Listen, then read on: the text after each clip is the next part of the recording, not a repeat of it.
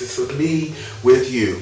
Alright, this is going to be a bit of spoiler. So spoiler alert as it relates to the latest movie installment of Transformers: The Age of Extinction. I must say that synchronicity is always working in my life. You know, right after I uploaded my previous video where I give my answers to questions that have been sent to me over the past few months, I went to see Transformers, and as a part of a very interesting and constantly moving storyline, two particular responses that I had given to a couple of questions that were pitched to me as it relates to artificial intelligence was being played out right there in the movie.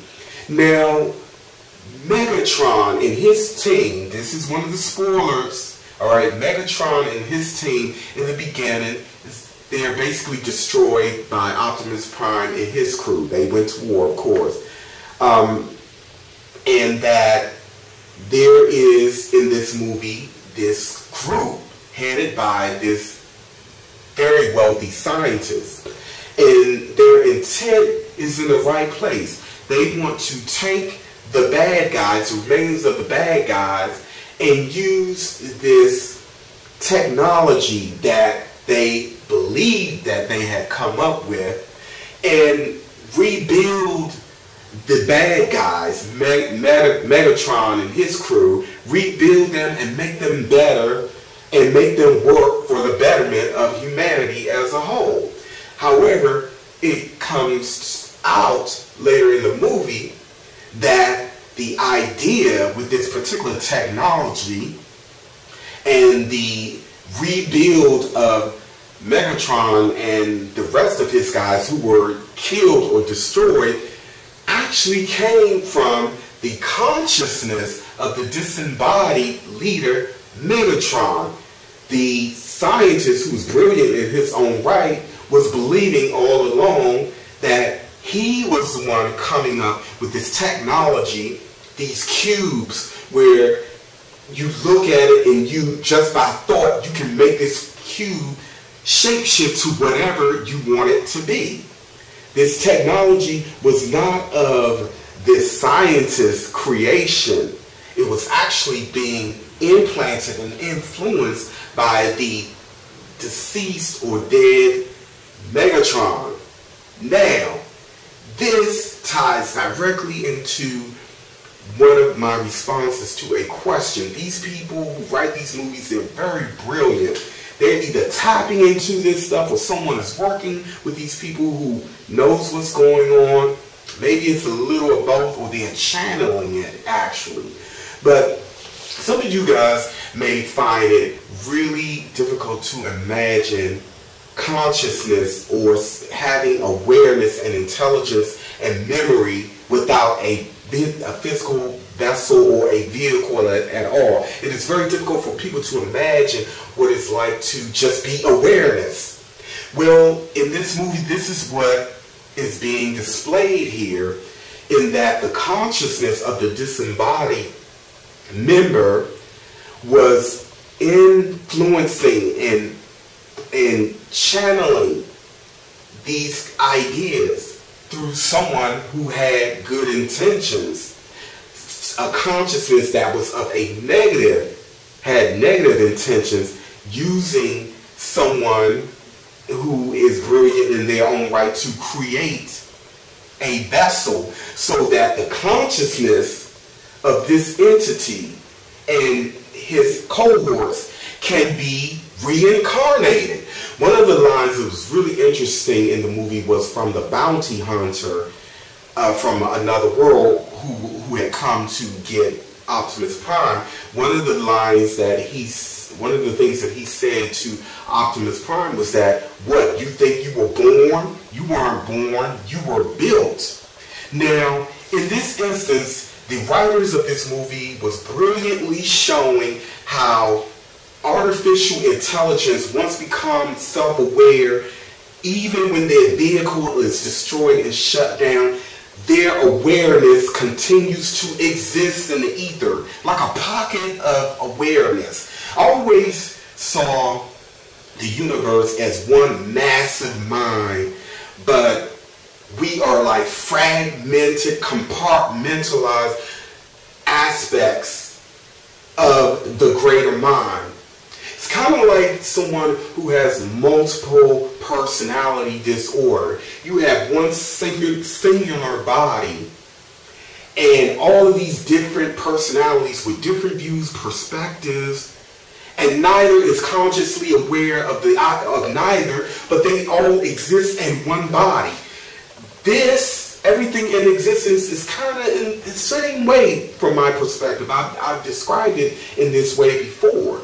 One massive mind, but we have all of these different personalities and these different perspectives fragmented, unaware that really we are all one mind, but when we are in these fragmented forms, in these vehicles, we really believe and think that we're separate from the other. No, we're just in a physical manifestation with a consciousness and awareness that is filtering and decoding and perceiving from this limited, fragmented perspective. And when we are no longer have a physical body, a light body, a ethereal body, or whatever, we're still awareness, just a part, just one mind, just awareness.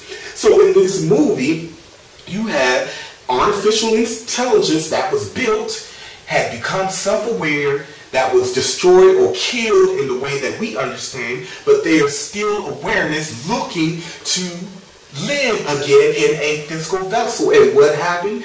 Because they were not born, they can't, like a soul, simply go and be born through another vessel and get another body in that way.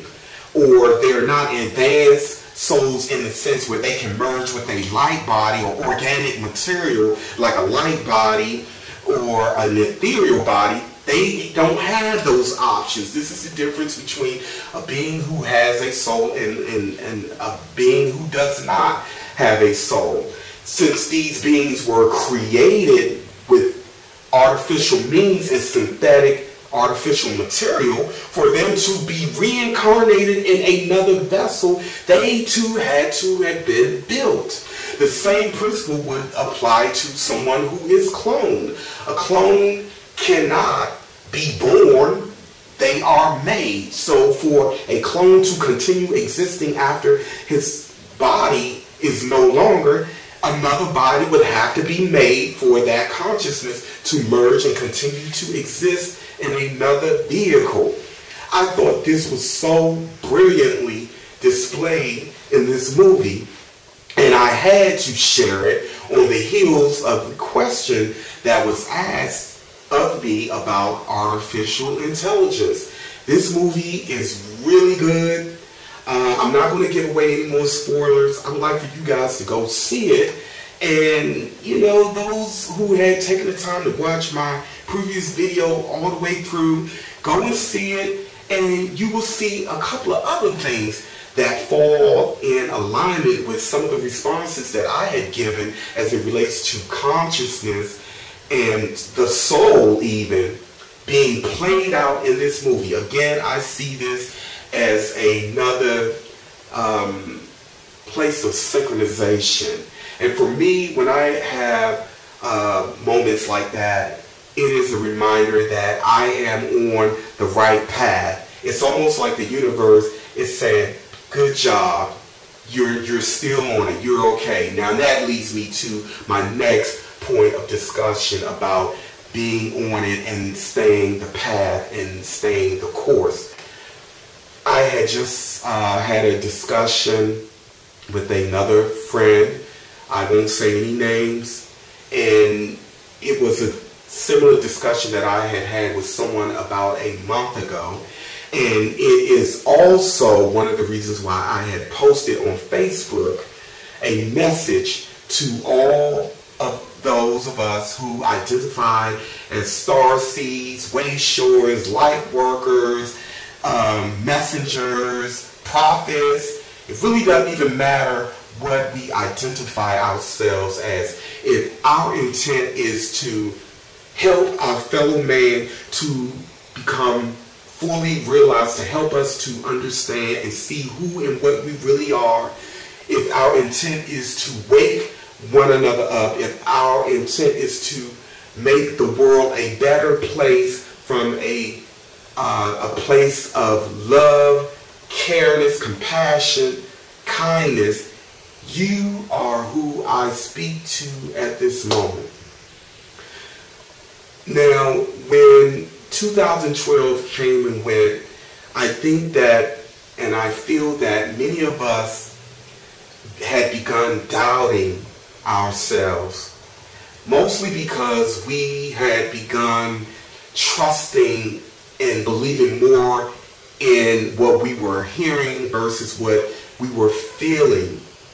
I had always stated, and I continue to state, that there is a paradigm shift going on, and with this paradigm shift there is an acceleration in awareness. But I didn't just focus on that side of it. I have also said that there will be those who would go down in awareness, who would devolve.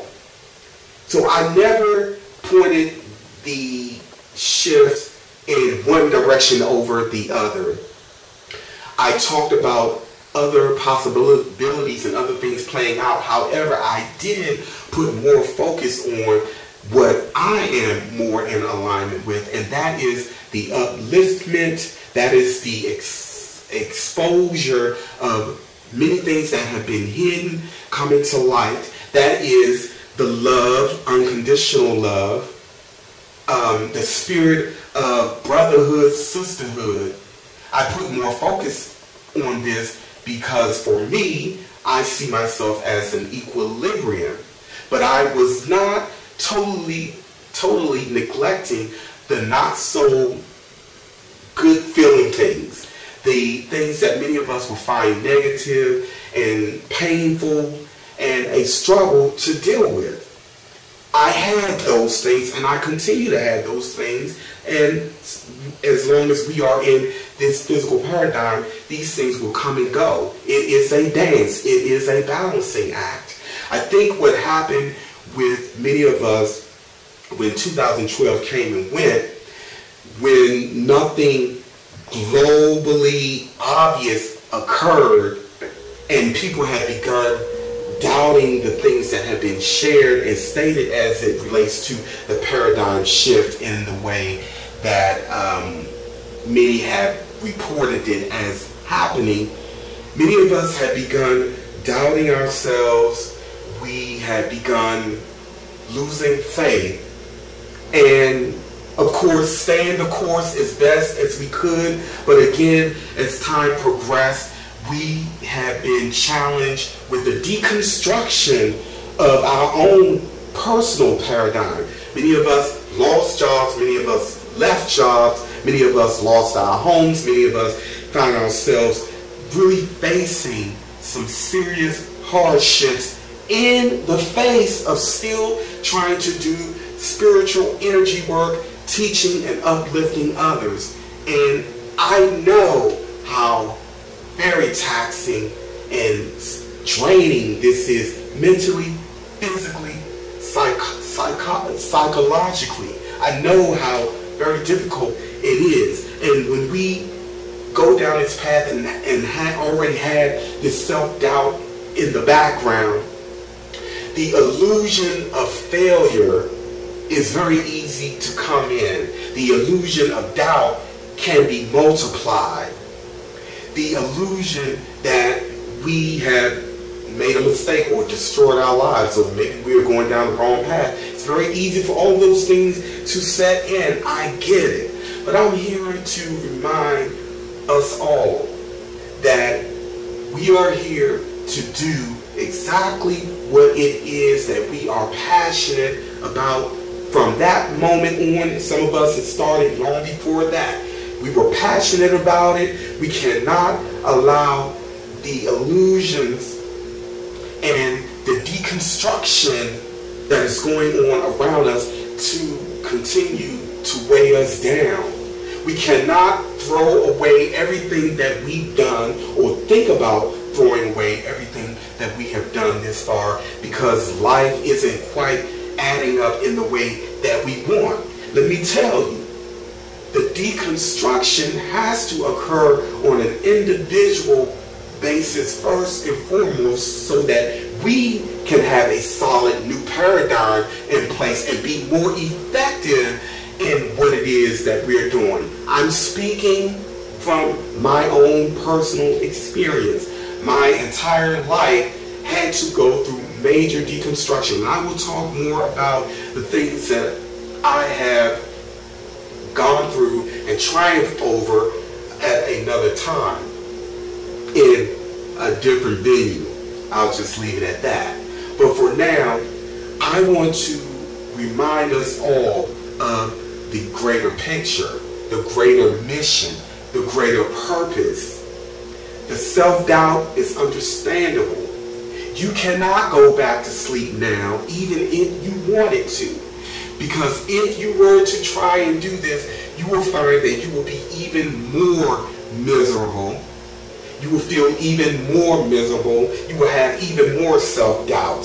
And that's all the more reason for you to know that where you are is exactly where you need to be. Continue to build upon that. You feel that this work is weighing you down, and people who are resistant and drawing and pulling too much from you, there's nothing wrong with you stepping back and taking a break. I do it all the time. It's one of the reasons why I've been able to sustain this long. It's one of the reasons why I've been able to help others to balance within their own paradigm shift. Do not be concerned about when the major event or when a major event is going to occur. 2012, as I've said before, was and is somewhat like a dress rehearsal for the main event. The main event, the main occurrence, is different for everybody. No one knows really when that will be, because there are too many moving parts, there are too many varying degrees involved in this bigger picture for anyone to speak so matter-of-factly on what that major event is, and or when it will happen or how it would happen. But I do know, and I have seen, and we have all seen, breakthroughs, and we are seeing pockets, revelations, exposure of paradigm shifts all over the place, be it in our lives, through other people, through the system, so on and so forth. So we see these things occurring. It must play out, it must unfold as it is and as it were. But the most important thing is that we continue to support one another, continue to minister to one another from that pure intent, that pure place of wanting to make a difference, not only in the world, but in our own paradigm. And for that to happen, we have to go through reconstruction, deconstruction for our own universal paradigm to take place, and then we will be even more effective in influencing other universes, other bodies, other souls, other systems in and around us. It is important. It is so very important. That's all I have to say, guys. As always, continue to question, learn, and grow, and happy travel.